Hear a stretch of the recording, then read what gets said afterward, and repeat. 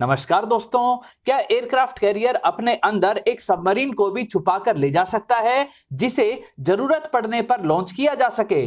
कैसी थी वो सबमरीन जो फाइटर जेट्स को भी लॉन्च कर सकती थी? अगर फिफ्थ जनरेशन की सारी टेक्नोलॉजीज ना हो तो क्या एक स्टेल्थी 4.5 जनरेशन का फाइटर जेट बनाया जा सकता है? क्यों राफेल जैसे 4.5 जनरेशन के जेट को फिफ्थ जनरेशन के लेवल का अपग्रेड नहीं दिया जा सकता है? ये सारी डिटेल्स जानेंगे इस वीडियो में। नमस्कार दोस्तों, मेरा नाम है अमित और मैं स्वागत करता हूं आपका अमित अपडेट्स चैनल पर। तो चलिए दोस्तों शुरू करते हैं। जाकिर जी का सवाल है कि क्या कोई ऐसा कैरियर बना है आज तक जिस पर सबमरीन भी ऑपरेट करती हो? देखिए, सबमरीन और एयरक्राफ्ट कैरियर्स दोनों बहुत बड़े नेवल एसेट्स होते हैं, इसलिए हमारे सामने दो सिनेरियो हो सकते हैं।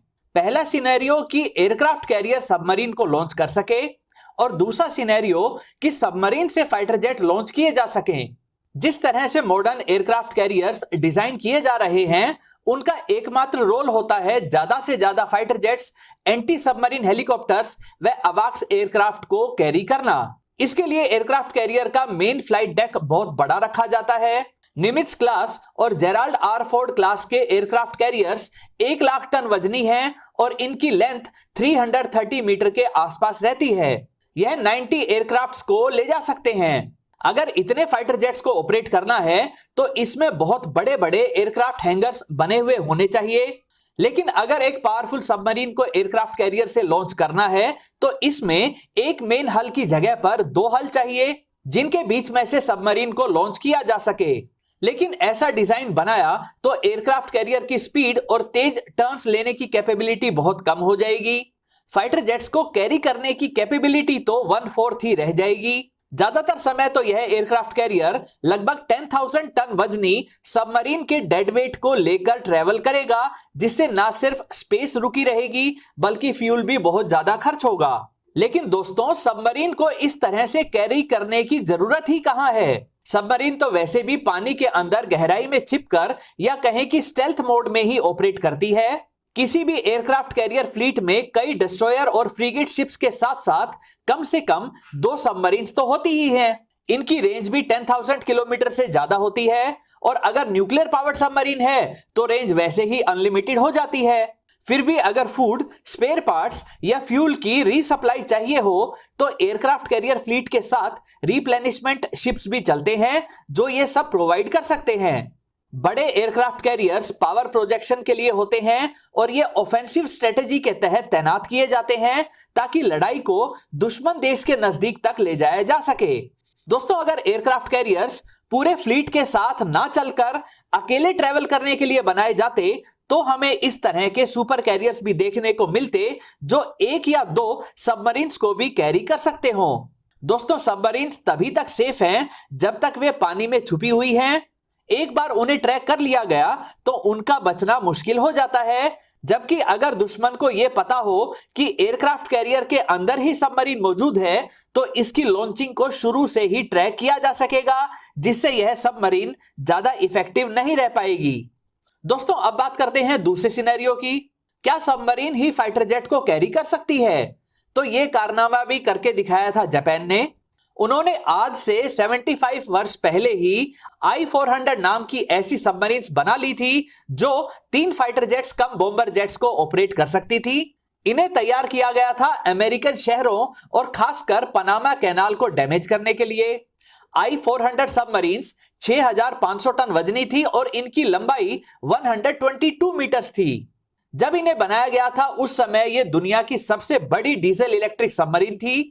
I-400 submarine 35 kilometre per hour की स्पीड से ट्रेवल कर सकती थी और इनकी रेंज लगभग 70,000 किलोमीटर तक थी।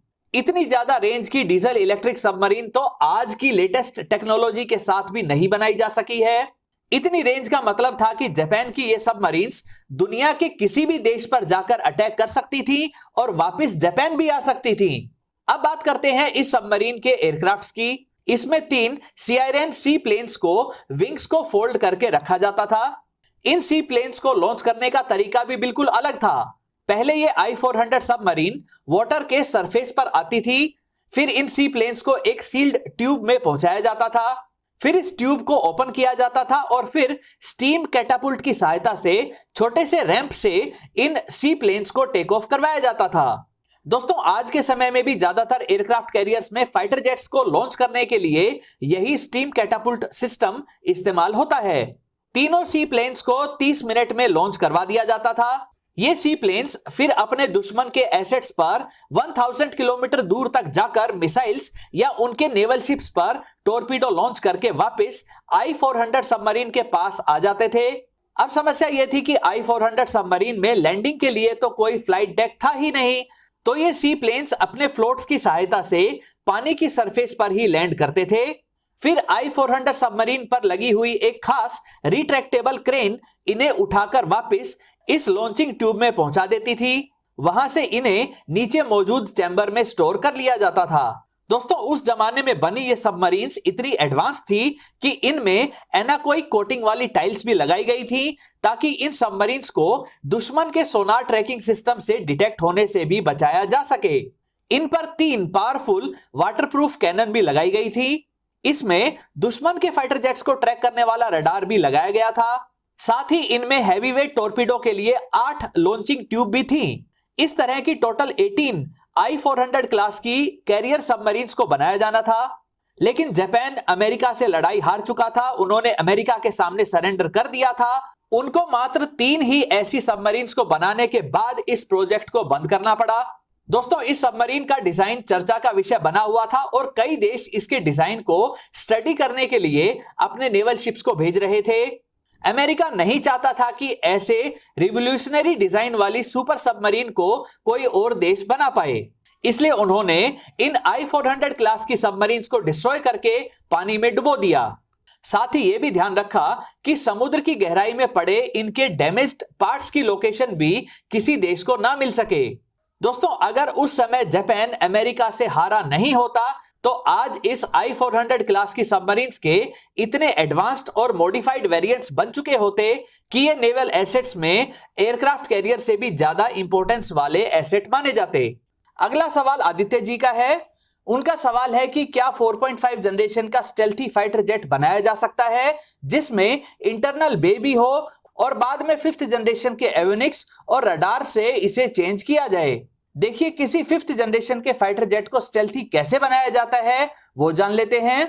पहले तो एक भी 90 डिग्री का एंगल नहीं होना चाहिए। दुश्मन के ट्रैकिंग रडार की वेव्स को अलग अलग डायरेक्शन में डिफ्लेक्ट करने वाला डिजाइन होना चाहिए, जैसा F117 जेट का था। F-35 में भी ऐसा ही डिजाइन है, लेकिन इसकी सरफेस में इतने ज्यादा एंगल्स नहीं दिए गए हैं ताकि एरोडायनामिक्स पर ज्यादा फर्क ना पड़े। स्टेल्थ के लिए दूसरी चीज है रडार वेव एब्जॉर्बिंग मटेरियल की कोटिंग। कई अलग अलग तरह के मटेरियल की कोटिंग की जाती है ताकि एक फाइबर मैट जैसा डिजाइन बन सके।